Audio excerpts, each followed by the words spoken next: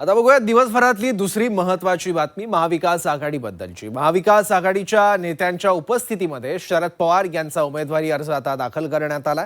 मात्र आदित्य ठाकरे अनुपस्थित होते, त्यामुळे राजकीय वर्तुळात वेगवेगळ्या चर्चा बघायला मिळाल्या। आदित्य ठाकरे नाराज असल्याचीही चर्चा सुरू आहे। शिवसेना युबीटीला ही राज्यसभेची जागा मिळावी असा आग्रह आदित्य ठाकरेंचा होता।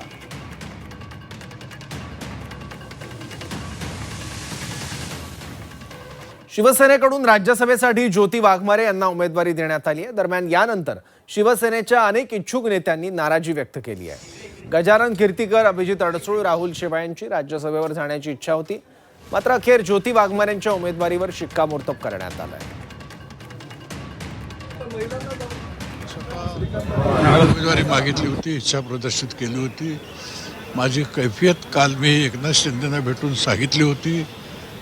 त्यांनी वेगळ्या पद्धतीने मी विचार करतोय अशा तऱ्हेने मला सांगितलं, त्याचं मी स्वागत केलं।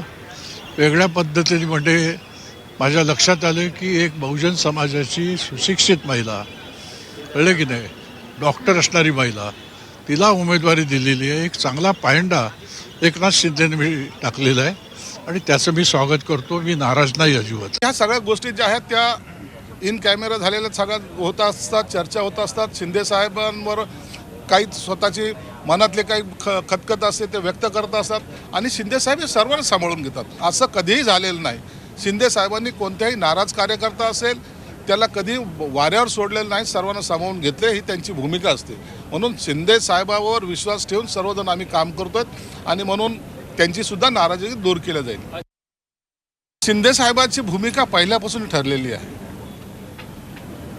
अनेक इच्छुक होते, अनेक जण मान्यवर होते, ते कमी होते अशातला भाग नाही, ते कोणत्या याच्यामध्ये त्यांना घेऊ नये अशातला काही भाग नव्हता।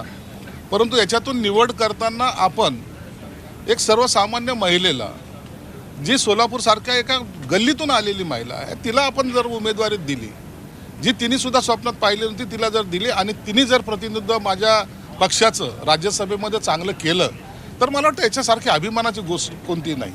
सर्वसामान्य महिलेला सुद्धा न्याय हा शिवसेनेत दिला जातो।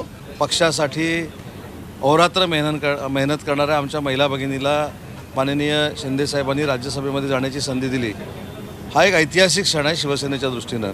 आणि सर्वसामान्य म्हणजे काय की ज्या संघर्षातनं ज्योतिताई वाघमारे राज्यसभेच्या खासदारकीपर्यंत पोचल्यात, हा संघर्ष हा फार कठीण संघर्ष होता आणि या संघर्षाची जाणीव फक्त आणि फक्त एकनाथ शिंदे साहेबांनी ठेवली आणि म्हणूनच ज्योतिताई वाघमारेंना राज्यसभेची उमेदवारी शिवसेनेमार्फत देण्यात आली।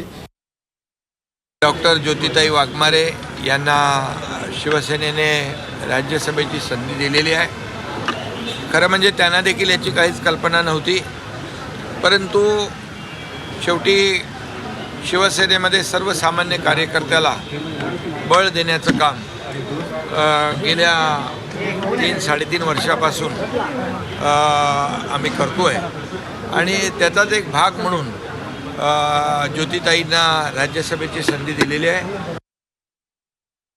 आदरणीय एकनाथजी शिंदे साहेब यांची मनापासून आभारी आहे की त्यांनी महिला दिनाच्या पार्श्वभूमीवरती महाराष्ट्रातील तमाम महिलांना एक सन्मानाची भेट दिली राज्यसभेच्या या उमेदवारीच्या माध्यमातून।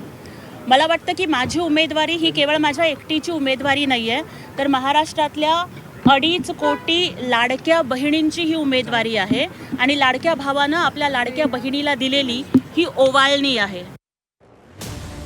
सोलापुरातील आंबेडकरी चळवळीतील आक्रमक चेहरा म्हणून ज्योती वाघमारे यांची ओळख आहे। मोची समाजातून येणाऱ्या ज्योती वाघमारे यांची कौटुंबिक पार्श्वभूमी अतिशय गरिबीची आहे।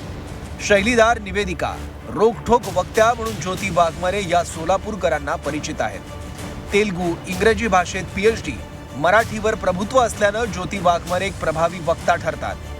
ज्योती वाघमारे यांनी देखील 2014 साली सोलापूर महिला काँग्रेस शहराध्यक्ष म्हणून काम केलं होतं।